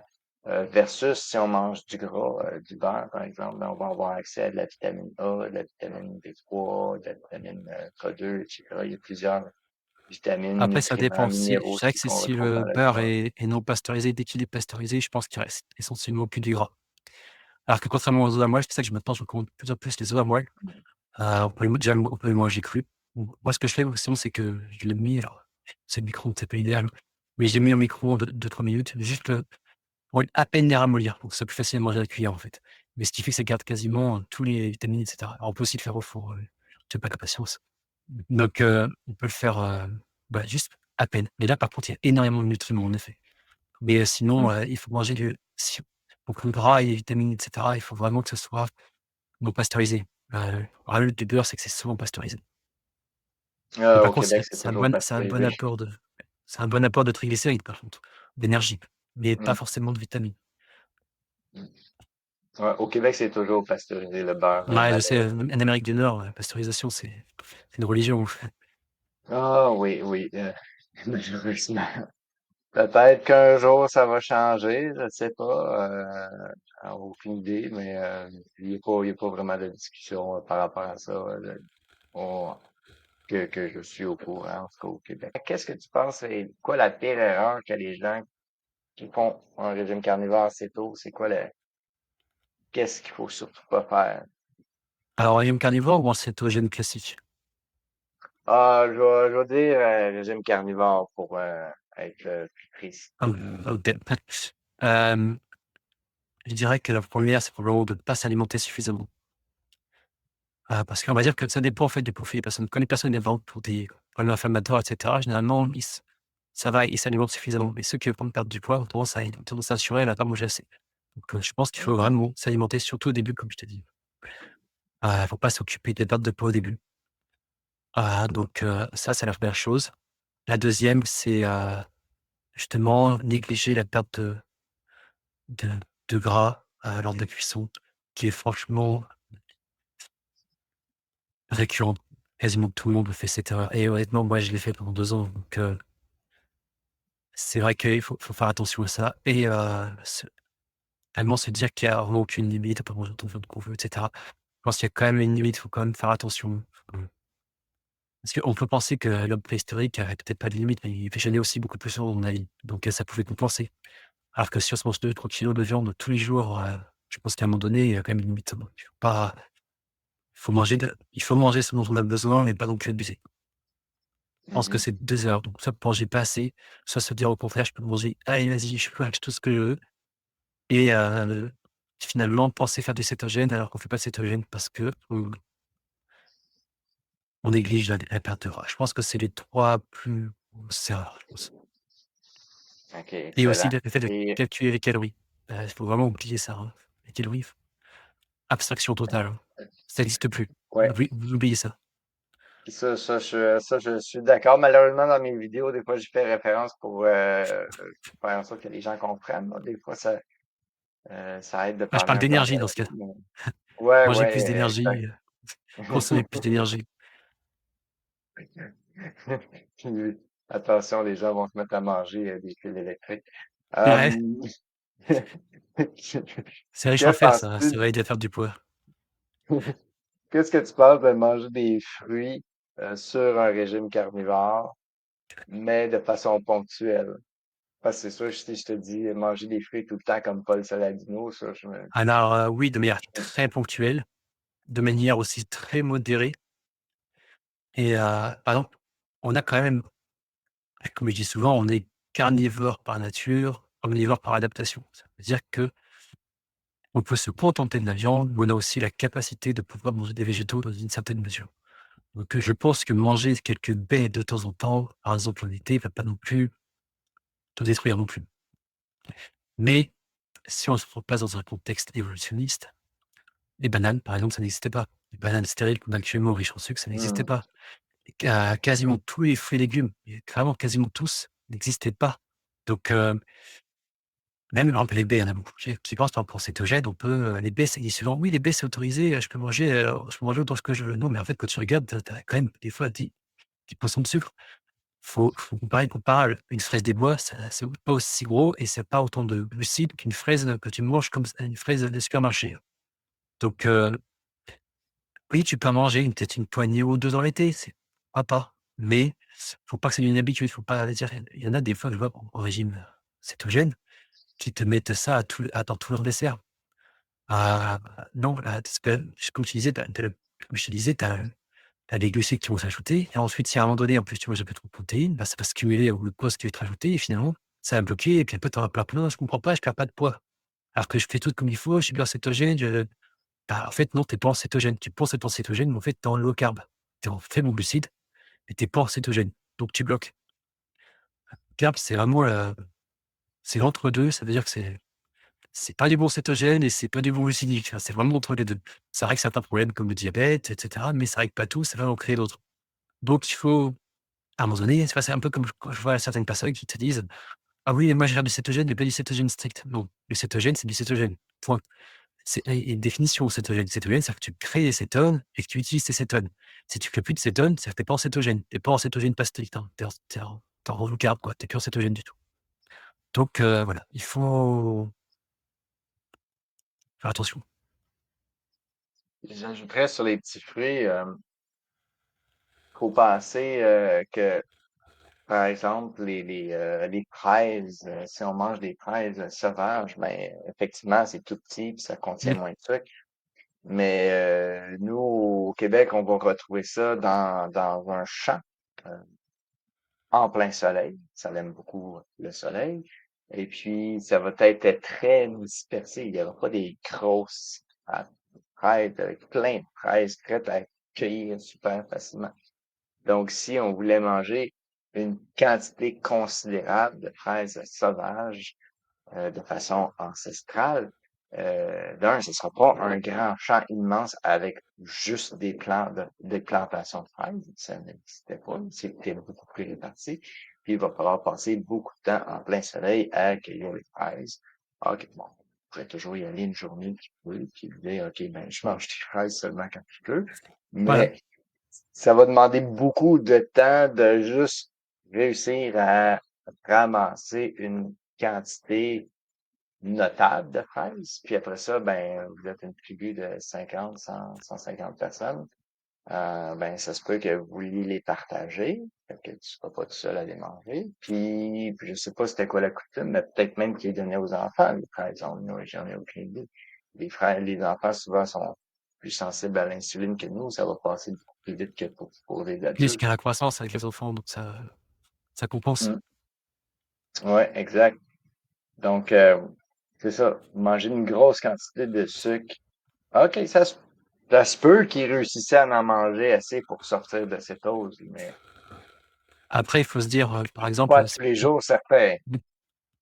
alors si par exemple qu'une personne veut manger des fruits comme ça, bah, ce cas-là, ce qu'elle fait, simplement, c'est qu'elle prend du sauvage. Elle va dans la forêt, elle essaie de voir si elle peut trouver des fraises des bois ou alors elle essaie de trouver des ronces qui ont des murs et de toute façon, même si elle veut en manger beaucoup, finalement, regarde quand on regarde des murs, finalement, ça fait des murs en 2 3 semaines, 4 semaines peut-être, puis après il y a plus rien. Donc déjà, elle va Mm. prendre du temps à la ramasser, elle va pas ramasser beaucoup, elle va partager avec sa famille et en plus, ça va pas durer beaucoup de temps donc surtout j'imagine au Canada où ça gèle vite donc bah, quand on regarde justement, quand il y a beaucoup qui ont justement, eux, tous les végétariens, ils ont une image un peu utopiste de l'histoire en pensant qu'on était tous des mangeurs de bananes, mais en fait, ce qu'il faut bien se rendre compte, c'est qu'il y a 20 000 ans, l'Europe, par exemple la France, ça ressemblait à la toundra, russe. C'est-à-dire qu'il y avait pas énormément d'arbres. Pour il y a des périodes où il y avait beaucoup d'arbres, mais pendant cette période glaciaire, il y avait pas beaucoup d'arbres. C'était plutôt, des herbes, qui arrivaient, on va dire, aux genoux au maximum. C'était très désertique. D'ailleurs, il y a un film, je trouve, qui reprend pas mal ce paysage. Je crois que c'est le film Alpha. Je sais pas si tu l'as vu, c'est avec, un loup et un homme préhistorique. Bon, ça reste un film, c'est pas un documentaire, mais les paysages ressemblent beaucoup à ce que ressemblait l'Europe, à l'époque. Dans ce qu'on quand on regarde les études, anthropologiques et voilà, que quand on regarde ça, on se dit: «Mais où sont les bananes? Où sont les pommes? Où sont» enfin, tout ça, ça n'existait pas. Heu et où est la nourriture finalement? Bah, c'est essentiellement dans les animaux. Parce qu'on va pas se mettre à manger une grande herbe, pour avoir notre apport en nutriments, hein. Donc il y en a qui disent: «Oui, mais manger des racines et tout». Mais attends, mais regarde le nombre d'énergie qu'il y a dans des racines. C'est rien, quoi. Et puis, va t'arracher toutes tes racines, c'est pas évolué à faire ça, hein. Donc rien du tout. Donc puis les pommes de terre, par exemple, il n'y en avait pas en Europe, hein. Les pommes de terre, c'était sur l'autre continent, ça a été En importé. Amérique, ouais. Voilà, les tomates, c'était pareil, hein. La majorité des fruits et légumes actuels, non seulement ont été transformés, mais ils ont été importés.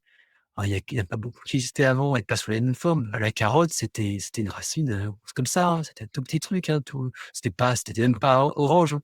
Donc Mmh. c'est tout a été transformé et si vous voulez manger ça, c'est la nature, c'est naturel. Non, c'est finalement la vache qui en effet a subi des sélections, finalement est plus proche de l'auroch, la vache ancestrale, que la carotte, est proche de la carotte ancestrale. Donc il faut vraiment sortir de cette idée que, on vit dans les tropiques, hein. Non, beaucoup d'êtres humains vivaient dans des zones froides et bah, on a survécu comme ça en mangeant de la viande. On a la Mmh. capacité de manger de temps en temps des baies. Il y a peut-être des baies pour la période glaciaire, il a pas duré très longtemps les baies, hein. Donc mais pas en grande quantité. Ouais, exact. Puis si l'humain avait été herbivore, les animaux herbivores, ils passent leur journée à manger, là. Une vache, un chien, un gorille, ça mange 8 heures par jour parce qu'il faut Exactement. consommer des quantités énormes d'herbes pour réussir à aller chercher les nutriments qu'on a besoin, pas les calories, qu'on a besoin pour être capable de vivre. Si vraiment on avait été herbivore puis qu'on aurait dû manger des végétaux dans cette quantité-là, jamais que l'humain aurait développé le langage comme qu'on connaît aujourd'hui. Mmh. Parce que, quand on regarde, justement, les systèmes digestifs chez les herbivores utilisent tellement d'énergie que souvent, le cerveau est plus petit. Les herbivores, finalement, ils ont souvent une intelligence inférieure aux carnivores, ou en tout cas aux omnivores à tendance carnivore. Parce qu'un herbivore, finalement, quand il doit échapper à un prédateur, souvent il se contente de courir et de partir plus rapidement. Ou alors il a des défenses pour charger, quoi, un peu comme un rhinocéros. Mais un carnivore, lui, il doit faire preuve de plus de stratégie. Il doit souvent se coordonner avec d'autres carnivores, comme font des meutes de loups, comme font les êtres humains quand ils chassent. Heu, la coordination comme ça, pour moi, c'est une caractéristique typique de beaucoup de carnivores, que n'ont pas forcément les herbivores. Les herbivores, souvent, ils se contentent d'être en troupeau, mais ils se concentrent pas forcément de mettre des stratégies pour foncer sur non, ils foncent, quoi. Donc si on regarde les animaux les plus intelligents, on a l'être humain, on a le dauphin qui est un carnivore, hein. On a, par exemple, le porc. Le porc, bon, c'est pas carnivore, mais c'est un omnivore quand même qui mange aussi beaucoup de matière animale. C'est un omnivore donc qui n'est pas totalement herbivore non plus, hein. D'ailleurs, il y a une physiologie qui est quand même assez proche de l'être humain. Donc il y a beaucoup finalement, le chien, quand on regarde le chien ou le chat, sont très intelligents, mais ils sont carnivores. Vous prenez une Mhm. vache ou vous prenez une brebis, c'est quand même pas le même niveau d'intelligence qu'un chien ou un chat, hein. Donc il faut vraiment prendre ça en considération. C'est-à-dire que si on utilise le fait d'être carnivore fait qu'on utilise moins d'énergie pour, le système digestif et davantage pour le cerveau et on peut avoir des capacités cognitives plus développées. Et ça justement, Mhm. c'est ce que tendance à penser à omettre les végétariens qui ont tendance à dire: «Oui, regarde, on a des intestins de cette taille, on n'a pas de canine et cetera, tu vois bien qu'on n'est pas carnivore». Oui, mais on a la capacité de chasser en meute quand même. On a toutes les caractéristiques d'un chasseur, organisé. ce qu'ont pas les herbivores. Rien que ça, déjà, ça prouve qu'on a quand même on n'est pas fait pour manger que des plantes. Au moins, ça prouve déjà qu'on est censé chasser. Après, peut-être pas, eux, ils manger que de la viande, c'est vrai, mais au moins, ça prouve qu'on a une capacité à chasser. Donc on n'est pas juste des cueilleurs. Ça tombe bien. Inversement, les pandas, ils ont des dents de carnivores qui sont Ouais, pas voilà, carnivores. si on a un fossile de panda, finalement, si le panda n'existait plus ou qu'on regarde les fossiles, on se dirait: «Ouh là, lui, c'était un carnivore, il a chassé la biche». Donc non, mais non. Donc il y a plein de contre-exemples pour tout et par exemple pour l'intestin, oui, on a un intestin long et cetera, donc peut-être chez les poissons et la partie qui sert à fermenter les plantes, ça fait qu'un mètre, c'est la fin, c'est le côlon. C'est minuscule en fait par rapport à une vache, par exemple. On n'a pas non plus, 3 organes pour digérer et cetera, donc c'est une vaste bêtise et on a si par contre on a un estomac extrêmement acide comme tous les carnivores. Pourquoi? Parce qu'on on digère les viandes.